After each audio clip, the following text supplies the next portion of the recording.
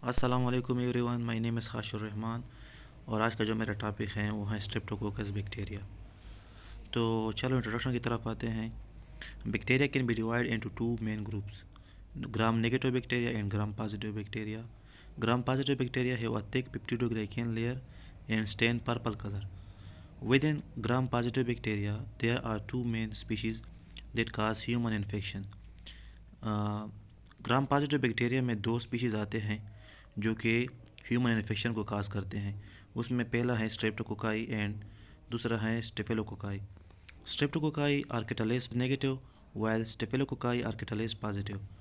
तो हम ये जानने की कोशिश करते हैं कि कैटालेस टेस्ट होता क्या है। कैटालेस टेस्ट बेसिकली एक ऐसा टेस्ट है जिसके ज़रिए हम स्ट्रेप्टोकोकस एंड स्टेफिलोकोकस को डिफरेंशिएट करते हैं। इस टेस्ट में इस तरह होता है कि जो कैटालेस एंजाइम है वो हाइड्रोजन परऑक्साइड को H2O एंड ऑक्सीजन में कन्वर्ट करता है और इससे एयर बबल्स की सूरत में हमको शो होता है कि ये कौन सा बैक्टीरिया है।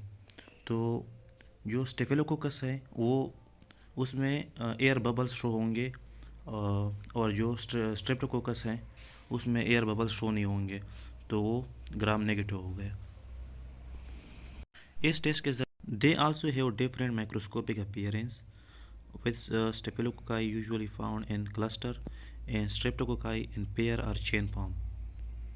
नेक्स्ट आता है क्लासिफिकेशन ऑफ स्ट्रेप्टोकोकस बैक्टीरिया। तो streptococcal infection are serious global health problem. They are further classified based on their oxygen requirements, with aerobic and facultative anaerobic species being the most common. Gram-positive streptococci are divided based on their hemolytic properties, which refer to the ability to break down red blood cells.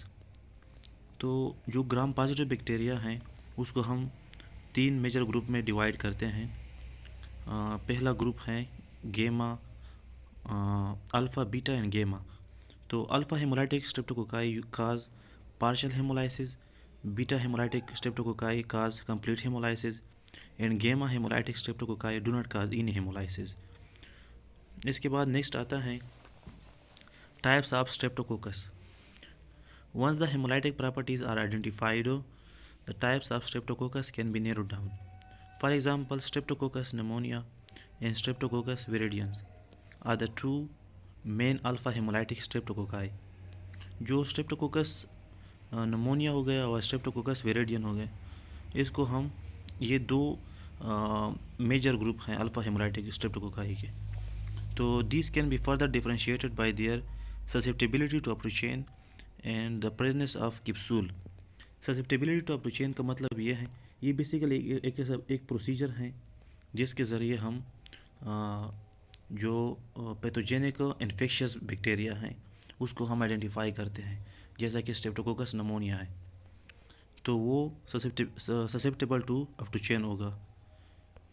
Streptococcus pneumoniae is susceptible to optochin and has a capsule, while Streptococcus viridans is resistant to uptocin and does not have a capsule. Beta hemolytic streptococci are further classified based on their antigenic structure using the Linsfield classification. This classification system detects specific carbohydrate antigens on the cell wall of the streptococci. The majority of important human pathogens belong to group A, Streptococcus, also known as Streptococcus pyogenes. जो majority important pathogens हैं वो belong करते हैं group A को। इसको हम Streptococcus पायोजीन भी कहते हैं। और group B streptococcus or streptococcus agalactiae. Group B streptococcus or streptococcus agalactiae is known for causing neonatal infection. जो न्यू बर्न बेबीज़ हैं जिसकी उम्र 28 या 30 दिन से कम हो तो उसमें ये सीरियस इन्फेक्शन काज करते हैं और ये इतना सीरियस इन्फेक्शन काज करते हैं कि डेथ भी काज करते हैं, मतलब बहुत ज़्यादा फेटल डिजीज़ काज करते हैं। Gamma hemolytic streptococci known as enterococcus are normally found in the gastrointestinal tract. Next आते हैं sign and symptoms of streptococcus. तो streptococcus infection can vary, but common signs and symptoms include sore throat, fever, difficulty swallowing, and swollen lymph nodes. तो ये वैसे तो इसके बहुत सारे साइन एंड सिम्टम्स हैं, लेकिन जो इसमें मेजर जो इसमें साइन एंड सिम्टम्स हैं वो हैं sore throat, fever, difficulty swallowing, and swollen lymph nodes. In severe cases, it may lead to complications such as rheumatic fever or kidney inflammation. If you suspect a streptococcal infection, it is important to consult a healthcare professional for proper diagnosis and treatment. इसके बाद next आता है risk factors. तो risk factor में पहला factor ये है कि close contact, being in a close contact with someone infected with streptococcus, especially if they have a respiratory infection like strep throat. Next जो दूसरा फैक्टर है उसमें आता है age. Children and adolescents are more susceptible to streptococcal infection. जो बच्चे और बूढ़े हो गए वो इस स्ट्रेप्टोकोकल इन्फेक्शन के लिए बहुत ज़्यादा ससेप्टेबल है।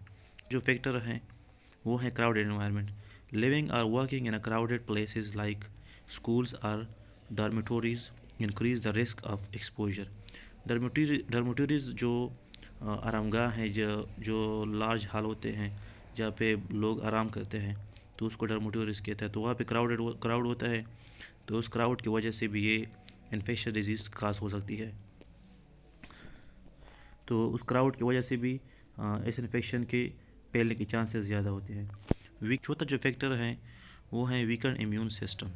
Condition that weaken the immune system such as HIV, AIDS और certain medication can make individual more vulnerable. Poor hygiene.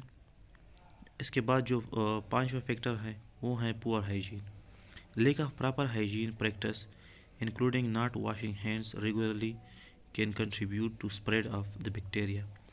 तो पुअर हाइजीन की वजह से भी इस इन्फेक्शन के फैलने के चांसेस ज़्यादा होते हैं। Thank you very much.